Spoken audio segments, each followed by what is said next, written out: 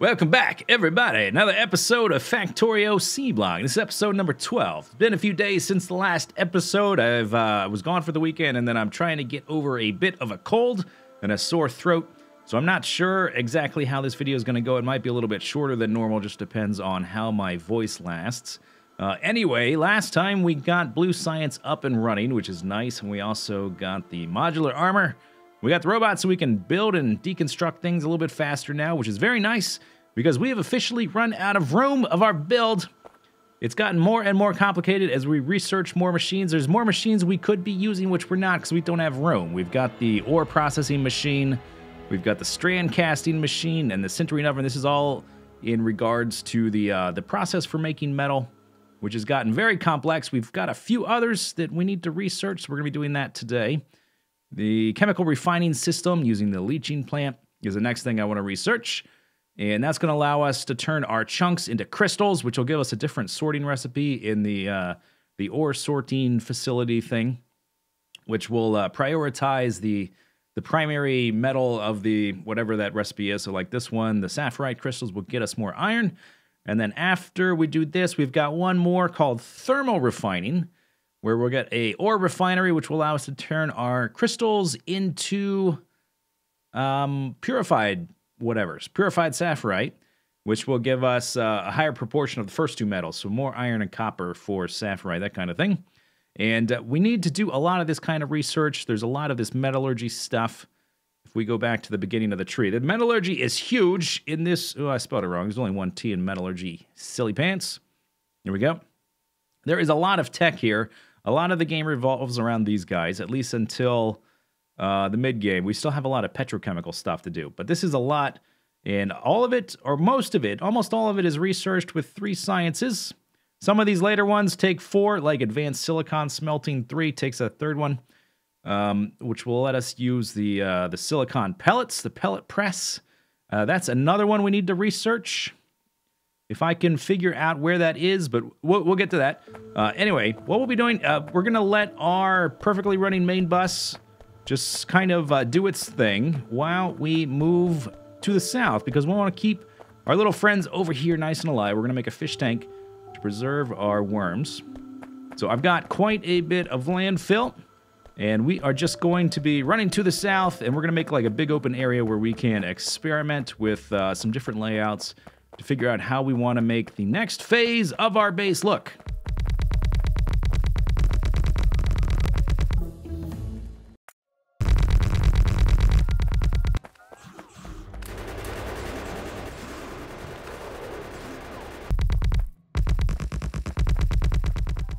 So the base is getting bigger and bigger, and it's taking longer and longer to get from A to B. So I've devised something in the order of a rapid transit design, a system that will allow us to get swiftly from the old base where we are now to the new section of the base where we're going to experiment with some builds. It's a car on some concrete, and we're here. Okay, so I laid out 3 different layouts here, just kind of to illustrate where we've been, where we are, and where we're headed, sort of. You know, this is the original layout of, or just, you know, this is where we were, technology speaking, in terms of what we were doing when we first started. We were making sulfur, turning it into sulfuric acid. We were electrolyzing the seawater to slag, and we were melting that with the sulfuric acid, filtering it to get a mineral sludge, and then we were electrolyzing that into ores. And at first, we were just putting that directly into a furnace and getting iron or whatever at a very, very inefficient rate. Here's where we are now. The beginning is the same, except we're doing the seafloor pump to get the heavy mud water. And then we're turning that into nodules, which is kind of like the seafloor version of the same thing, of slag. We are melting that in the sulfuric acid to get the slag slurry, filtering that to get the mineral sludge. That part's the same. But then we started adding machine after machine. We added a crusher to give us the crushed ore. And then we've got this flotation cell to give us the chunks. And currently, we've been sending those chunks to the ore sorting facility to get the different ore types. And then after that, we put them in the blast furnace, the induction furnace, and the casting machine. It's become a huge mess in our base because we're getting different types of ore from each of these ore sorting facilities. We really need a solution to this problem moving forward because it's only going to get worse. I'm currently working on Advanced Copper Smelting 3, but there is so many different metals that we're going to need. Looking at this, I mean, you can't even see the whole thing in one screen. And it just leads from, yeah, you have to go multiple times. It's going to get more complicated. So here's where we're headed, what machines we've unlocked. We now have the ability to produce chunks. Well, we already had that. But we can turn those chunks into sapphirite crystals. We can turn the crystals into purified sapphirite. We can do that for any of the different ore types. And then that will get us different ores in different proportions. And then from there, we can take an individual ore and we can process it into a powder. We can press that into a pellet. Not for every metal type. I haven't researched all of those yet. Some of them take 4 science packs, actually, the more complicated ones. If I could even find them. Let's see, like this one. Yeah, okay, so Advanced Silicon Smelting 3 to get the pellet press version. We will need the one-run virtual particle forge. We'll need to start making that at some point in the future. And then we'll put that in a blast furnace, and then an induction furnace. And then instead of the casting machine, we will be putting it in a strand casting machine to make a coil, and then we'll be separating that into plates. That's a lot of machines, and this is actually going to get really crazy a little bit later in the game, not too far in the future when we start making modules. Because think about it, every single one of these has space for modules. If we put productivity modules in every single step, that is going to compound and become extremely significant as we go down the line. But I think what I need to figure out is how far into the future we want to look. If we look all the way down, like the space science, the very end, the spaceship command, and the rocket silo, which leads into faster-than-light propulsion systems. We need, let's see, there's the space science I'm not even concerned about just yet. But I'm wondering, which of these different science packs do I need to consider as we lay out the next phase of the base? We're currently doing these 3. And we're also going to start picking up producing the military version, because it's required in some of the things we need. Like to get Rocket Silo unlocked, we need that. We'll also need the Burns Out QL bioprocessor and the one-run virtual particle forge. I think we'll probably, I'm going to try to plan this phase of the base for these 6, because I think that's going to cover a lot of what we have left to do. There's also like weird stuff, like when we research modules, that's totally different. We research modules by making modules in like a module like here. If we want to research productivity module, we have to put 25 productivity circuit boards in a module laboratory. So that's totally different. And there's also all this alien stuff down here. So I'm not concerned with that. That's kind of farther in the future. But what I'm going to be doing is figuring out the basic proportions of the, let's see, where was that? This guy, these 6, 1, 2, 3, 4, 5, 6. So this is the military, this is productivity, this is technology, I think, in the vanilla game, just with new recipes. And if I go into search for electronics, one is researched here. So I'm going to research this, and it has a silly amount of things. We're not going to be making all this stuff for quite a while. We're just going to be thinking about the proportions, how much iron compared to how much copper do I need. That will let me lay out the base in a reasonable manner, in a logical manner. And also, here's the other one. The Burns Out QL bioprocessor needs a QL bioprocessor and a water-cooled overclocked neural computer case. I have no idea how to make that. Looking at that, that doesn't look too bad, actually, now that I look at it. The biosilicate extract, I'm not sure about that. Activated biopaste. Looking at this stuff, it's not too bad. But we'll have to figure out exactly how much metal of each type we make. And then I think what we'll probably be doing is, once I know the proportions of iron to copper to lead to tin, all that stuff, we're going to make like an individual area for each one. And instead of using all these sorting things, we're going to use these individual ones where I'm going to have a sorting machine taking crushed sapphirite and crushed givelite. So we will need a crusher for each of those. And the more advanced the metal, the more complicated this will get. So we'll need like givelite and sapphirite, I think was what it wanted. Yeah, and then prior to that, we're basically going to be on this. So for our iron, it's actually going to be simpler than what we're currently doing, just bigger. because I want to increase our overall throughput. But then as we get further along, let's grab another one of these. It will get more and more complicated because instead of the crushed stuff for the first 4 base iron, copper, lead, and tin, we're going to need the chunks for the next set, and also a mineral catalyst. Yeah, chunk. I guess, are they in sets of 4 or 5? There's those, and then I believe it's under ore sorting. There's several more, which some I don't know if I can even get yet. Ore processing. No, it's this one with the refining. Yeah, here we go.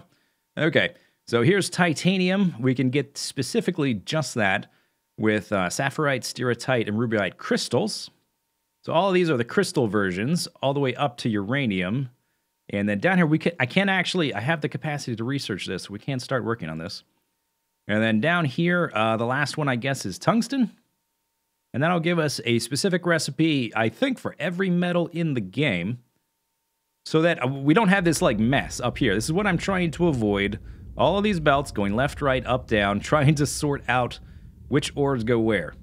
So, after doing the calculations, this is the configuration of machines that we will need to produce 1 yellow belt compressed of iron plates. That's 13.3 iron plates per second, 1 full yellow belt. We're going to need all this stuff given our current level of tech, the machines we have access to and can produce, that kind of stuff. We're going to need 5 crystallizer Mark IIs making givelite and 5 making sapphirite into the mixer, and then 2 ore processing machines, 2 pellet presses, and then the blast furnace that uses pellets to turn them into iron ingots. We're going to need coke, which is going to take a hit on our coal supply. And then we're also going to need to start making coolant, which is something you can partially recycle. But we'll be making that from the same thing we're making our lubricant out of, this stuff up here, the base mineral oil coming from our naphtha production center. And then 3 of these guys taking our coiled sheets and doing that. And I think, because I still have a lot of research to do to unlock the different pure metal mixes to allow us to do this kind of thing where we just get 1 metal of each type, so that if we don't need any more iron, the whole thing shuts down and it doesn't prevent other things from getting made, which has been a problem in the past. Here, let's take our rapid transit system back to the mainland. There we go. Very convenient, that. Yeah, so we're going to need to take some time researching all that stuff. I think what we're going to do, we're going to scale up the solar panel production. I'm going to make a new layout, and I'm researching the substation so that we can make a substation solar panel layout. And while we're doing that, I just had a fun idea of something to try. So let's actually try this. I wanted to see how fast we could move things down a line. Instead of using a belt, if we just put a bunch of chests in a line, how fast that we could do something with that. And we don't need that many power poles. I just didn't make the recipe big enough, I guess. So this chest currently has a bunch of copper ore in it, and I want to see how fast all these inserters can just move 1,300 of it from one side to the other when we plug it in. How fast is the first one empty? Pretty fast, and these are using the normal fast inserters. The stack inserters is going to take a while to research up the bonuses to make them worth it. Why aren't you going any farther?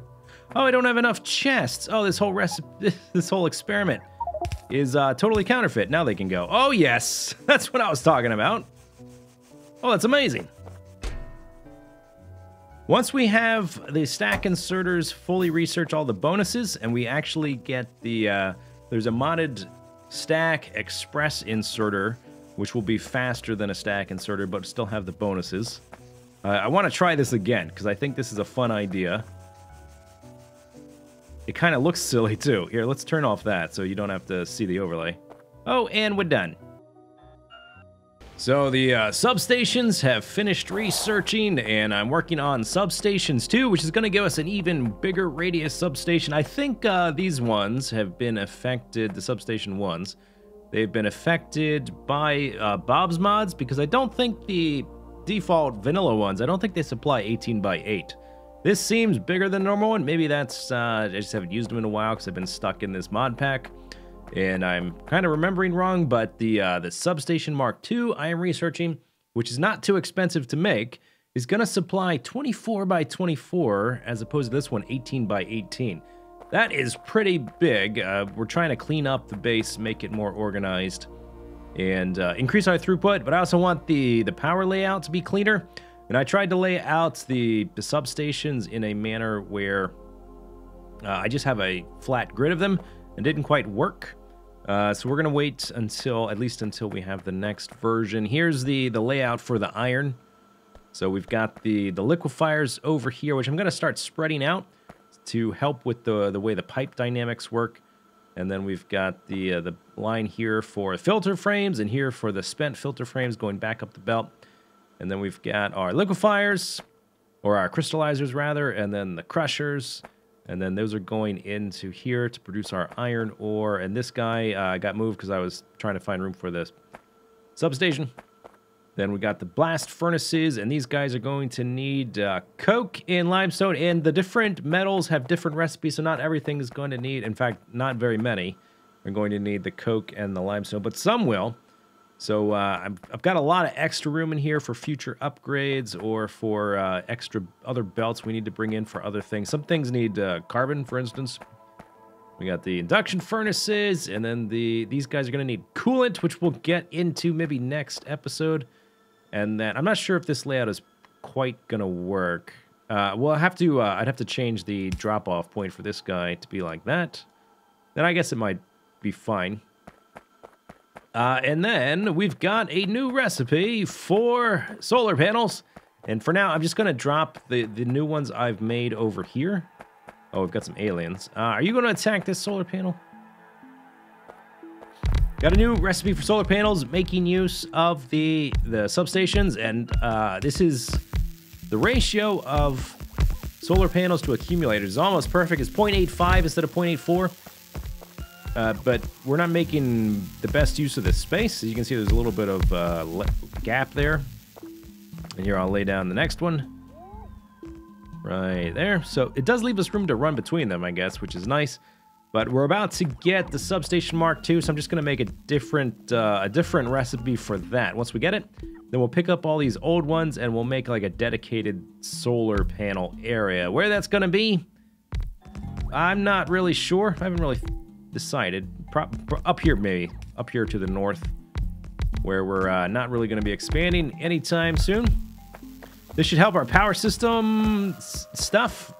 Almost doubled our solar panels just by putting down these two recipes. I don't have quite enough solar panels built to fill them both out. Turns out accumulators, now that we've tacked into them, are way easier to make than the solar panels.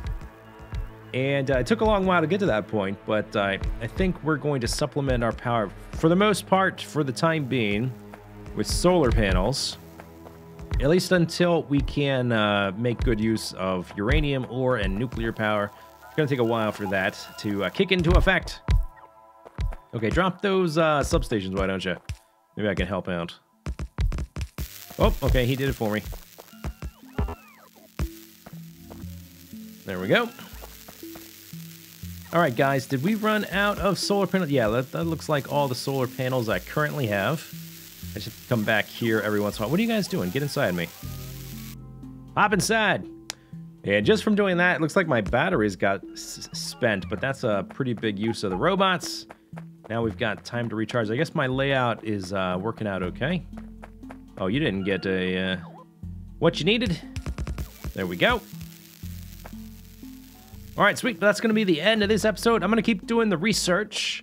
Got a lot of 3 science research to get through to prepare for the next phase of the base. Going to continue like researching the sorting. We still need sorting for gold, which is going to take a while. In order to get just gold, we need gold for our blue science. So we'll need this research to be done. Titanium is something we're going to need a lot of coming up. We're going to need cobalt. We're going to need all this stuff. And there's uranium right there, which we'll need for nuclear power in the future. That's going to do it for this episode. Hope you enjoyed it. Leave your comments below, and I'll see you next time. Bye-bye.